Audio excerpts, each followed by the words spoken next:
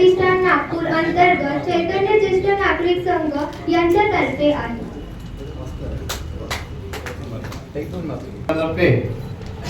आपले डॉक्टर वसंतराव चिंचोळे यांचा एक सन्मान करावा या दृष्टिकोनाने आम्ही एक सन्मानपत्र माननीय संजीवभाऊ गायकवाड आपले आमदार यांच्यातर्फे आपण करतो आहे। सन्मानपत्र काय आहे ते मी वाचून दाखवतो। आदरणीय डॉक्टर वसंतराव चिंचोळे सर, आपणास आपल्या ज्येष्ठ नागरिक संघातर्फे हे सन्मानपत्र देताना आम्हास आनंद होत आहे।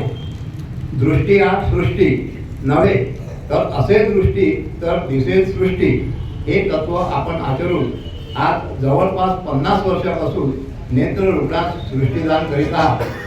सर, आपण अगदी शेतकरीच्या सामान्य कुटुंबातून आला आहात आणि आजपर्यंत आपण जी वाटचाल केली आहे किंबहुना करीत आहात ती अभिनंदनीय तर आहे नव्हे तर ही बाब आमच्याकरिता गौरवास्पद आहे।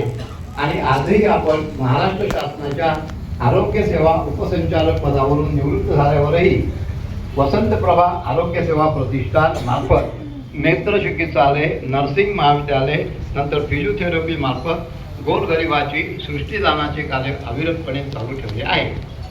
ह्यात आपल्या सुविद्य पत्नी डॉक्टर सौ प्रभाताई यांचा देखील मोलाचा वाटा तथा सहकार्य आपणास लाभलेले आहे।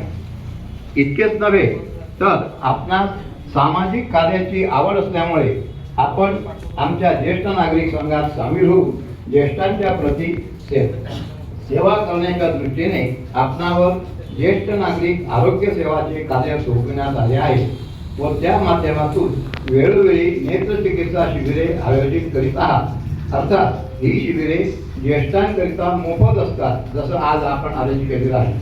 तर पुन्हा आवश्यकता वाटल्यास त्याची नेत्र तपासणी व तत्संबंधी त्याचे ऑपरेशन देखील मोफत करून देतात। हे कमी की काय, ह्या आपले चिरंजीव डॉक्टर शोन हे देखील आनंदाने सहभागी होऊन आपल्यास मदत करीत असतात। आपल्या हातून अशी भविष्यातही ज्येष्ठ नागरिकांची सेवा करत राहो अशी ज्येष्ठ नागरिक संघाकडून परमेश्वराकडे प्रार्थना।